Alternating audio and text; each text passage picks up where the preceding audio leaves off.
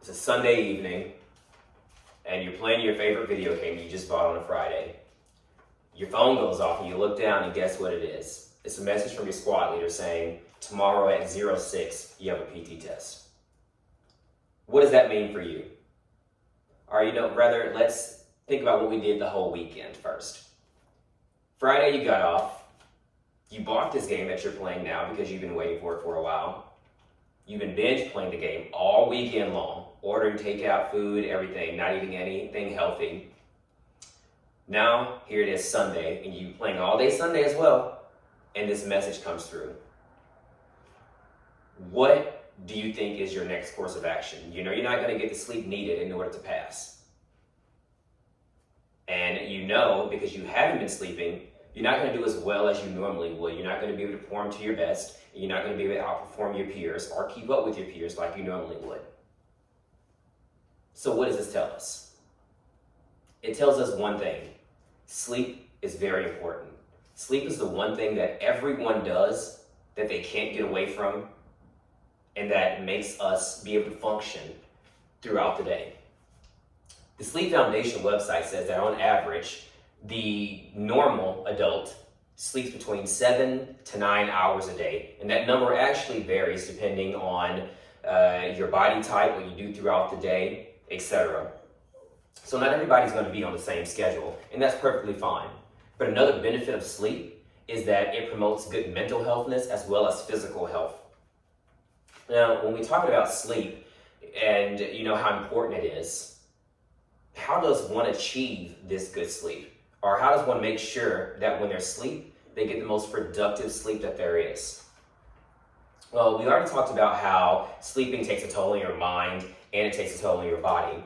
So the one thing that we can do is listen to our bodies. When our body says it's time to go to sleep, simple, go to sleep. If it says it needs a nap, take a nap. Your body follows this natural rhythm of sleep, and when you're on this schedule, it's best to stay consistent or to stay on that schedule as much as possible, even if it's, say you want to go out with your friends on the weekend. You stand out later than normal, so what does that mean? You're going to sleep in later than normal to try to compensate, or it's best that you try to sleep in order to compensate for the sleep that you miss so your body can perform optimally and to the best of its ability. Now, I mentioned naps earlier.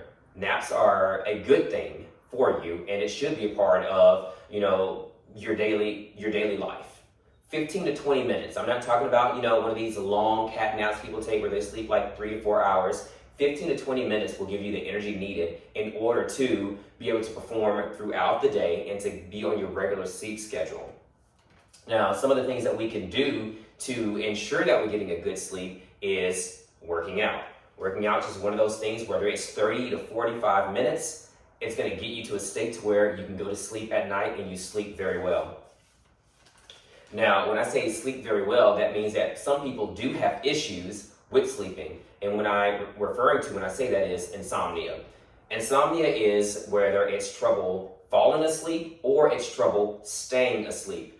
When you're asleep, your body goes through different realms of sleep, whether it's a deep sleep, whether it's a light sleep, or whether you're like that in-between phase where you're kind of just coasting, through sleep. Like all that can play a factor. Some of the things that can lead to insomnia are eating late, caffeine,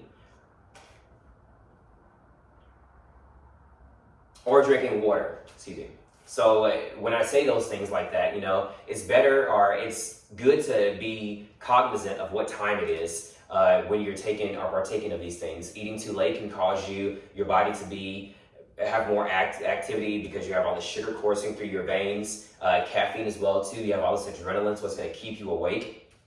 And then water.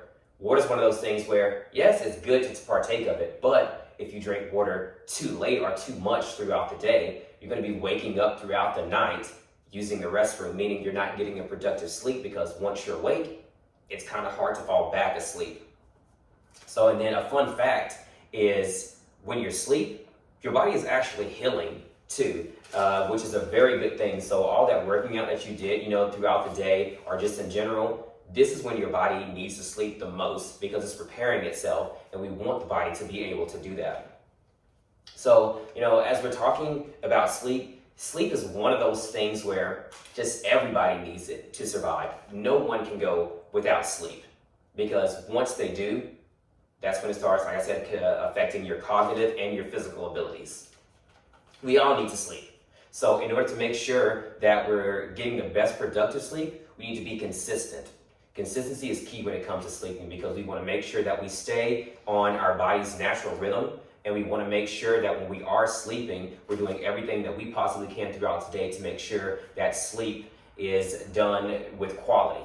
It's not always about quantity when it comes to that. So make sure you, one, take those naps, and then two, make sure when your body says you're asleep throughout the day or at nighttime, fall asleep. It's just that simple. Sleeping is good. There we go.